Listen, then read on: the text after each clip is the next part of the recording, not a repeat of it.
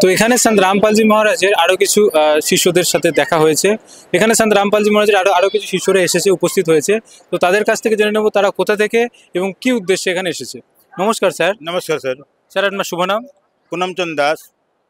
তো স্যার আপনি কোথা থেকে এসেছেন? আমি পশ্চিম বাঙাল ফালাকাটা নামদাম সেন্টার থেকে আসছি। তো আপনি পশ্চিমবঙ্গের ফলাকাটা থেকে নেপালে এত দূর এসেছেন, তো এখানে কি উদ্দেশ্যে আপনি এসেছেন? এখানে আমার যে গুরু সন্ত রামপালজি মহারাজ আজকে 75 উত্তম অবতরণ দিবস মানানো হয়েছে, এই যে উপলক্ষে আমি আসছি। তো এখানে আপনি এসেছেন, তো এখানে কি কি কার্যক্রম বা অনুষ্ঠান হতে চলেছে? এখানে সন্ত রামপালজি মহারাজকে অবতরণ দিবস উপলক্ষে এখানে পণ ছাড়া বিয়া শাদী হবে, যেটাকে সন্ত ভাষাতে রমণী বলা যায়। এখানে দন্ত চিকিৎসা, চক্ষু চিকিৎসা, রক্ত শিবির, রক্তদান শিবিরকে আয়োজন করা হয়েছে। আর শুদ্ধ ঘি, গায়ের ঘিয়ে ভিতরে ভান্ডারা, যার ভিতরে লড্ডু, জিলেবি, বরফি, পুরি, সবজি, কচৌড়ি সব কিছু